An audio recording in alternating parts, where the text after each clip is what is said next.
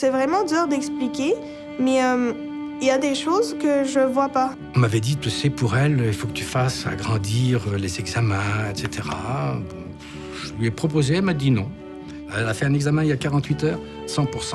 Alors là, moi, je suis ébahi devant cette fille qui a quand même un handicap visuel, parce que quand elle lit, qu'elle soit comme ça. Elle a des lunettes, mais je sais pas trop à quoi ça lui sert. C'est quelque chose avec quoi je suis née, donc je dois apprendre à m'adapter. Et vous savez quel métier elle veut faire? Chirurgienne.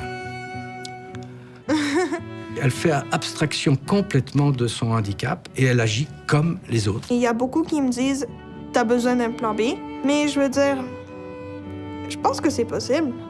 Si je dois étudier plus, j'étudierai plus. Si je dois travailler plus fort, je travaillerai plus fort. 40 élèves sont partis en Chine.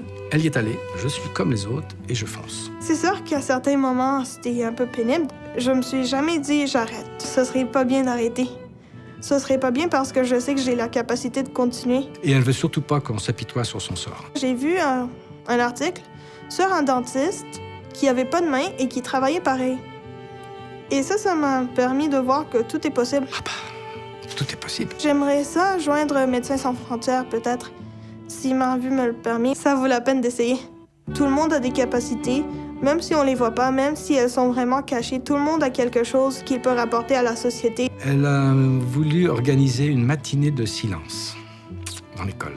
Aucune limite. Non, aucune limite. Rien ne peut l'arrêter. Si on décroche, mais ça finit là. Qu'est-ce qu'on va être plus tard? De quoi est-ce qu'on va être fier quand on va mourir? Comme vous le savez, en ce moment, vous ici, vous parlez, vous riez, vous êtes libre. Mais partout dans le monde, il y a des gens qui peuvent pas s'exprimer, qui peuvent pas parler sans avoir peur d'être retenus ou d'être frappés ou d'être poursuivis.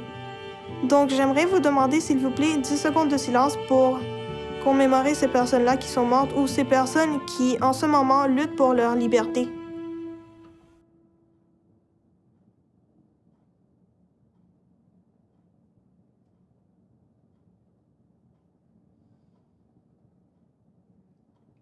Merci. Merci beaucoup.